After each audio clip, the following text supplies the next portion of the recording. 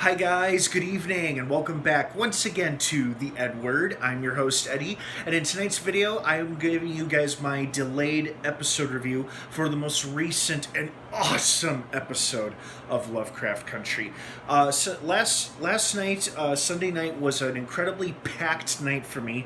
Not only did I have the season 10 finale of The Walking Dead to watch, but immediately following that was the series premiere of the new show, The Walking Dead World Beyond. I just uploaded a review video covering both shows, both episodes in the same video. It's the previous one right before this one.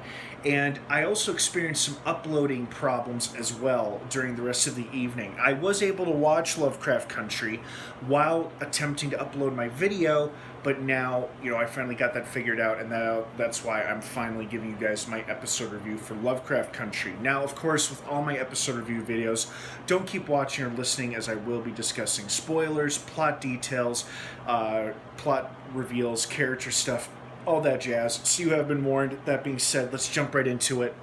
Oh, God, I love this show. There's something so immensely satisfying and gratifying about watching racist cops getting exactly what's coming to them. And by exactly what's coming to them, I mean in the form of getting ripped apart by some hideous, scary-ass, fucking awesome monster. That was just one of the many highlights. This episode also answered a couple questions for me, because for the longest time, I was trying to figure out, because this show at times can be a bit confusing for me plot-wise, I was trying to figure out what exactly is the goal of Christina here. Like, what does she want exactly? At first I thought, does she and Ancient Dawn want that orrery because it'll help them build or unlock the time machine thing that Atticus and his aunt found? Maybe that was the goal of Captain Lancaster, the police captain, and I'm going to mark him as a major character death because I highly doubt anybody could survive being ripped apart that way. It's possible he could have survived through some miraculous fucking freak of nature thing, but I'm going to mark him as dead until we get a confirmation. Or at least mark him as unknown. But then it turns out, she wants to achieve immortality. Her father couldn't achieve it, maybe she could. And unfortunately, now that Atticus has somehow been to the future, because we didn't see what happened to him when he went into that portal vortex thing, we only saw what happened to his aunt, because that whole episode was about her and her story. And apparently, he went to the future, found a book called Lovecraft Country, written by his son, named after his dear Uncle George. And now he's like, I have to figure out how to preserve and protect the future, even if it means sacrificing my own life to protect my son. And I loved the bonding and the bringing back together between Montrose and Atticus, because now Montrose really had some redeeming qualities about him. Like, he was looking out for Diana, who had her own little hellish adventure during this episode. He and Atticus had some awesome dramatic scenes together, and now it seems like Montrose, it seems like they're setting up Montrose for a pretty memorable character death, because I doubt they'll kill the main character, Atticus. They could, but if they're going to kill another big character, it wouldn't be Letty, it would be Montrose. And hopefully it would be a heroic, self-sacrificing act of giving his life to save his son and future grandson.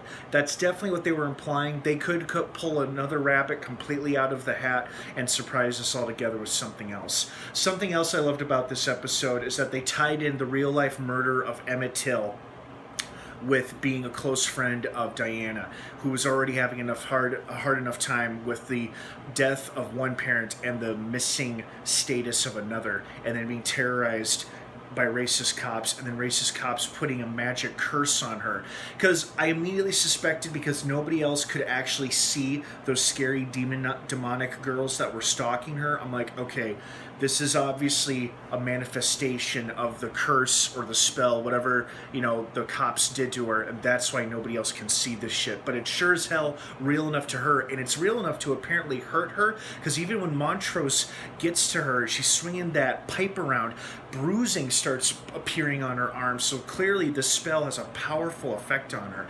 And I loved how the fact that the captain gave her an opportunity, hey, go get this orrery for us and we'll lift the curse off you. And she was like, fuck you, man, fuck you. Like she wasn't going to be their lackey or their little errand girl. And, you know, she was extremely spiteful, defiant, and incredibly brave.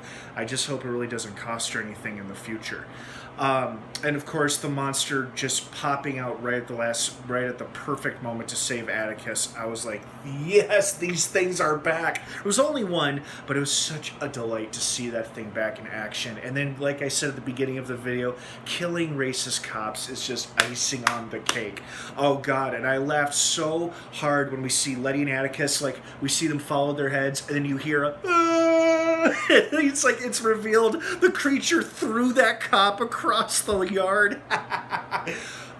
And then that spell must have had some kind of effect on either summoning this creature or the spell that Atticus and his dad performed on themselves, or at least on Atticus, gives him some layer of protection against it. And as bad as Christina is, she did actually come through on giving Letty invulnerability, as we saw during the little shootout. So at least there's that. Overall, great episode. My final thought on the matter is I loved how one of the characters, you know, I loved how Letty's sister finally says to Christina, I don't want to be a white woman anymore. What I really want is for you to fucking feel and fucking understand how me and all the other black people in this city, in this country feel. And she was just using Emmett Till as the most recent example of racist violence and racial injustice.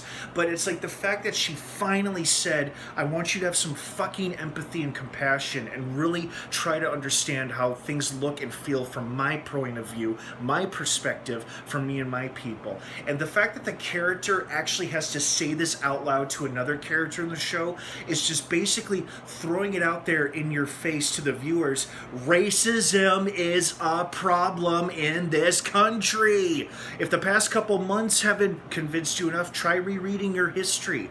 But God, do I love this show for so many reasons. Well, thank you so much for watching, guys. I hope you enjoyed this episode as much as I did. What did you think? I want to hear your thoughts and your opinions on it. Thanks for watching. Don't forget to subscribe for more videos like this one. A friend of mine was texting me because he too watches it, and he's like, I can't believe there are only 2 episodes left. And I was double checking the schedule. I'm like, yes, we only have 2 more episodes left. This Sunday, and then the Sunday after is the season finale. God, what a ride it's been so far. Can't wait to rewatch it. Alright guys, have a great rest of the night. Thanks for watching. And of course, until next time, may the Force be with you.